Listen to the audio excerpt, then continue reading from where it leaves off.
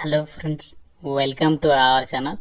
Railway శాఖ నుంచి కొత్తగా మనకి పర్మనెంట్ గ్రూప్ సి క్యాడర్ కి సంబంధించినటువంటి ఉద్యోగాలకు ఒక బంపర్ నోటిఫికేషన్ అయితే రిలీజ్ అయింది.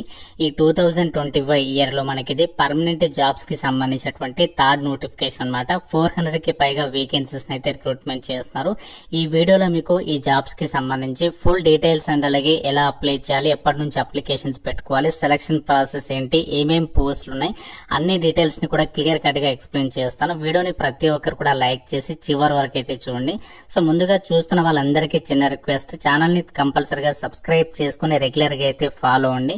అలాగే మనకి పిఎఫ్ ఆఫీసర్ల ఉద్యోగాలకి సంబంధించి నిన్న నోటిఫికేషన్ అనేది రిలీజ్ అయింది. ఆల్రెడీ మన ఛానల్లో కంప్లీట్ డీటెయిల్స్ తో వీడియో అప్లోడ్ చేశాను. ఇంకా చూడని వారికి ఇక్కడ మీకు పైన కార్డ్స్ లో లింక్ ఇస్తున్నాను. ప్రతి ఒక్కరు కూడా ఇక వీడియో చూసేసి ఆ జాబ్స్ కి సంబంధించి కూడా అప్లై అయితే చేసుకోండి. ఇప్పుడు మనము ఈ యొక్క రైల్వే జాబ్ డీటెయిల్స్ లోకి అయితే వెళ్దాం.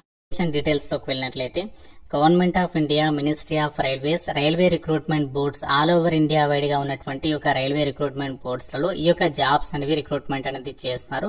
కాబట్టి మనకి పోస్టింగ్ వచ్చేసి మన సొంత రాష్ట్రంలోనే పోస్టింగ్ అనేది రావడం జరుగుతుంది. అండ్ అలాగే ఇక్కడ నోటీస్ నంబర్ కూడా ఇచ్చారు. ఇది మనకి థర్డ్ నోటిఫికేషన్ 03/2025 అని చెప్పేసి ఇచ్చారు. ఈ నోటిఫికేషన్ ద్వారా భర్తీ చేసినటువంటి పోస్టులకి సంబంధించి అప్లికేషన్ ప్రాసెస్ అనేది మనము ఆన్లైన్ లోనే అప్లై చేయాలి. 9th ఆగస్ట్ నుంచి అయితే అప్లికేషన్ ప్రాసెస్ అనేది స్టార్ట్ అవుతుంది. మీకు 9th ఆగస్ట్ రోజు అప్లికేషన్ ప్రాసెస్ అనేది డెఫినెట్ గా అయితే చేస్తాను. సో ఎంత మందికి ఈ జాబ్స్ అనేవి ఇంట్రెస్ట్ ఉందో అప్లికేషన్ ప్రాసెస్ లైక్ చేసి కామెంట్ అయితే చేయండి. లాస్ట్ డేట్ 8th సెప్టెంబర్ వరకు మనము ఈ జాబ్స్ కి అయితే అప్లికేషన్స్ పెట్టుకోవాలి. అన్ని కూడా గ్రూప్ సి క్యాడర్ కి సంబంధించినటువంటి వేకెన్సీస్ ఇవన్నీ కూడా టోటల్ గా మనకి 434 వేకెన్సీస్ ఉన్నాయి కదా. ఇందులో మనకి పోస్టుల వరకు కూడా ఇక్కడ వేకెన్సీస్ అనేవి ఇచ్చారు. సో ఇందులో మనకి నర్సింగ్ సూపరింటెండెంట్ కి సంబంధించి 272 వేకెన్సీస్ ఉన్నాయి. దీనికి లెవెల్ 7th ప్రకారం సాలరీ వస్తుంది. అన్ని అలవెన్సెస్ కలుపుకుంటే దాదాపుగా మీకు 80,000 వరకు కూడా సాలరీ రావడం జరుగుతుంది. అండ్ అలాగే ఈ జాబ్స్ కి సంబంధించి ఏజ్ లిమిట్ వచ్చేసి 1st జనవరి 2026 నాటికి మినిమం 20 ఇయర్స్ ఆఫ్ ఏజ్ ఉండాలి. మాక్సిమం 40 ఇయర్స్ వరకు కూడా అప్లై చేసుకోవడానికి ఛాన్స్ అనేది ఉంటుంది. అలాగే డయాలసిస్ టెక్నీషియన్స్ కి సంబంధించి 4 ఉన్నాయి. దీనికి వచ్చేసి లెవెల్ 6th ప్రకారం సాలరీ ఉంటుంది. అన్ని అలవెన్సెస్ కలుపుకుంటే దాదాపుగా 70,000 వరకు అయితే వస్తుంది. 20 నుంచి 33 ఇయర్స్ వరకు ఏజ్ లిమిట్ అనేది ఇచ్చారు. అలాగే health and malaria inspector grade 2 కి సంబంధించి 33 ఉన్నాయి. ఫార్మసిస్ట్ ఎంట్రీ గ్రేడ్ కి సంబంధించి 105 ఉన్నాయి. And radiographer X ray technician 4, ECG technician 4, lab assistant grade 2 కి సంబంధించి 12. ఈ విధంగా మనకి పోస్టుల వరకు ఇక్కడ వేకెన్సీస్ ఇచ్చారు. దీనికి సంబంధించి ఏజ్ లిమిట్ కూడా మెన్షన్ చేయడం జరిగింది. ఇది మనకి జనరల్ అభ్యర్థులకి సంబంధించి ఏజ్ లిమిట్. దాంతో పాటు మనకి గవర్నమెంట్ ఆఫ్ నార్మ్స్ ప్రకారం ఓబీసీ వాళ్ళకి 3 ఇయర్స్ అండ్ ఎస్సీ ఎస్టీ వాళ్ళకి అడిషనల్ గా age relaxations 5 years age relaxations కూడా మీకు ప్రొవైడ్ చేస్తాము అని చెప్పేసి కూడా ఇక్కడ నోటిఫికేషన్ లోనే సో క్లియర్ గా అయితే మెన్షన్ చేయడం జరిగింది. జాబ్స్ కి సంబంధించి మనకి సెలక్షన్ ప్రాసెస్ లో కేవలం మీకు సింగిల్ సిబిటి ఎగ్జామ్ అనేది కండక్ట్ చేసేసి ఒక వేకెన్సీస్ కి ఎంపిక చేస్తారు. అంటే మీకు మల్టిపుల్ ఎగ్జామ్స్ ఉండవు, ఒకటే ఎగ్జామ్ అనేది ఉంటుంది. అది కూడా కంప్యూటర్ బేస్డ్ విధానంలో టెస్ట్ అనేది కండక్ట్ చేయబోతున్నారు. 100 క్వశ్చన్స్ అనేవి అడుగుతారు. 90 మినిట్స్ టైం ఇస్తారు. అండ్ అలాగే ఇక్కడ ఎగ్జామినేషన్ ప్యాటర్న్ చూడండి. ప్రొఫెషనల్ ఎబిలిటీ నుంచి 70 క్వశ్చన్స్ అడుగుతారు, 70 మార్క్స్. అంటే ఇక్కడ ప్రొఫెషనల్ ఎబిలిటీ అంటే ఏంటి అంటే సో మీరు ఏ పోస్ట్ కి అయితే అప్లై చేస్తున్నారు దానికి సంబంధించి సబ్జెక్ట్ రిలేటెడ్ గా క్వశ్చన్స్ అడుగుతారు అనమాట. సో మిగతావన్నీ కూడా అందరికీ కామన్ గా ఉంటాయి. జనరల్ అవేర్నెస్, అలాగే general arithmetic, general intelligence and reasoning, general science, ఈ యొక్క ప్రతి సెక్షన్ నుంచి ఈచ్ 10 క్వశ్చన్స్ అనేవి అడుగుతారనమాట. సో దీనికి సంబంధించి నెగేటివ్ విధానం వచ్చేసి ఏంటి అంటే 1/3 గమనించండి. ఇది 1/3 నెగేటివ్ విధానం అనేది ఉంటుంది. అండ్ అలాగే ఎగ్జామినేషన్ లాంగ్వేజ్ వచ్చేసి మనకి తెలుగు లాంగ్వేజ్ లో కూడా మనకి క్వశ్చన్స్ అనేవి రావడం అనేది జరుగుతుంది.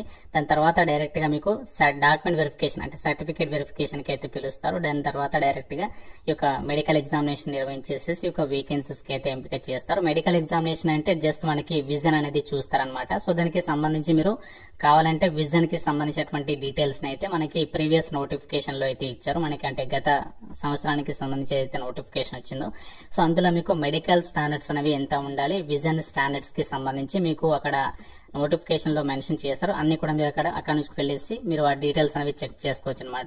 ఏ క్యాడర్ ఇక్కడ C1 అంటే ఏంటి అండ్ C2 కి సంబంధించి ఇక్కడ చూడండి B1 మెడికల్ స్టాండర్డ్స్, ఇక్కడ C1 అండ్ C2 అని చెప్పేసి ఉంది కదా. సో జనరల్ ఫిట్నెస్ వచ్చేసి మీరు అన్ని పోస్టులు కూడా ఫిజికల్లీ ఫిట్ గా అయితే ఉండాలి. విజన్ స్టాండర్డ్స్ వచ్చేసి అక్కడ మనకి పోస్టులని బట్టి అయితే మారుతుంది అనమాట. అది మీరు చూసుకొని అప్లికేషన్స్ అయితే పెట్టుకోండి. రిక్రూట్మెంట్ కి సంబంధించి ఎగ్జామినేషన్ ఫీజుకి సంబంధించి డీటెయిల్స్ విషయానికి వచ్చినట్లయితే SC ST ex service men PWD అలాగే ఆల్ ఫిమేల్ క్యాండిడేట్స్ ట్రాన్స్జెండర్స్ వీరందరూ కూడా కేవలం 250 రూపీస్ ఆఫ్ అప్లికేషన్ ఫీజు అనేది పే చేయాలి. అది కూడా మీరు ఎగ్జామినేషన్ కి అటెండ్ అయిన తర్వాత ఫుల్ అమౌంట్ అనేది మీకు రీఫండ్ చేయడం అనేది జరుగుతుంది. అలాగే ఎవరైతే మిగతా వాళ్ళు ఉన్నారో వాళ్ళు 500 రూపీస్ అనేది పే చేయాలి. మీకు 400 రూపీస్ అనేది ఎగ్జామినేషన్ కి అటెండ్ అయిన తర్వాత మీకు అమౌంట్ అనేది మీ బ్యాంక్ అకౌంట్ కి అయితే రీఫండ్ చేస్తారు.